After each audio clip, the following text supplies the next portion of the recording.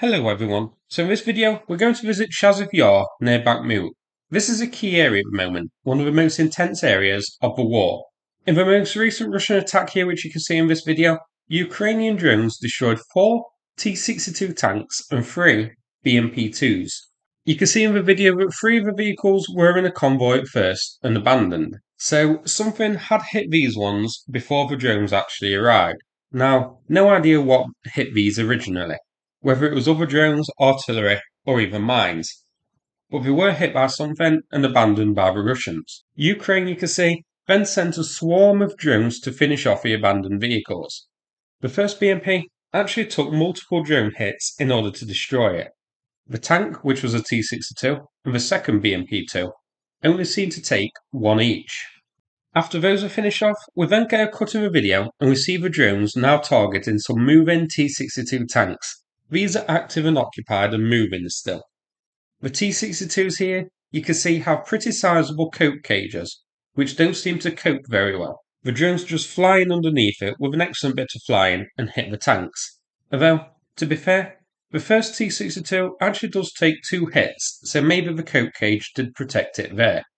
After that pair of tanks are destroyed, there's then another cut in the video. Now, we see another abandoned BMP getting targeted by Ukraine's drones. This is a different BMP than the first cluster of vehicles that we saw. From what I can tell, this appears to be in the same area as the T-62s, maybe part of the same column, or possibly a scouting unit that was sent ahead of them. Finally, at the end of the video, we see another T-62 being targeted. This one is still active at the time. We see that it was abandoned after the first drone strike, and then drones went in to finish it off afterwards. So a great haul of scrap metal here by Ukraine. 4 T-62s, 3 BMP-2s in one day. 7 vehicles in total. The battle for Chasiv Yar began on the 4th of April 2024, and the front lines looked like so at the time. And here it is again from today. So Russia has captured some of the surrounding area and the small settlements, but hasn't captured Chasiv Yar itself. You can see though, that the tactic creating those little isolated pockets by advancing along the flanks is taking place again here.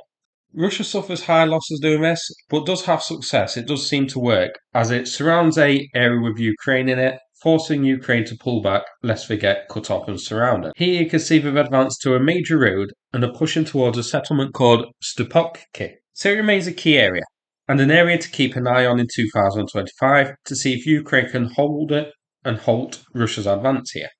As for what this has cost Russia, War Spotting has 451 vehicles confirmed as lost in this area so far, since the Chasiv Yar offensive began. A huge number that includes tanks, armoured fighting vehicles, and supply vehicles. So that's it for this video. Hope you found it interesting, but before I finish, I'm going to play a video from Sanath about the recent fundraiser with him. Thanks very much, and take care everybody.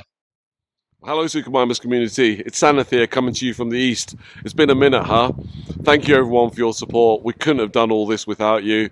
If you think back to where we were like a couple of years ago, everyone was expecting our lovely neighbours to rush in and take over the world. It hasn't happened, eh? They've had a bit, but they've paid a very, very heavy price for that.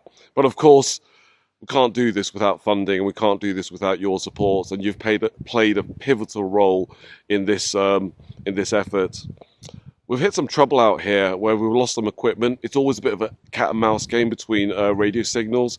We upgrade our equipment, take out their stuff. They upgrade their equipment, take out ours. And you don't know what the status is until you lose some kit. So we lost some drones and some other electronic equipment.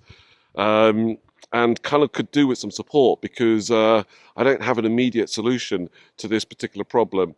So with your continued support, well, we can give these guys what they need to keep the job going. Okay, thank you everyone for your support, and sorry for the stuttering. If you haven't gathered already, I'm still not perfectly comfortable in front of the camera. Take care, bye-bye.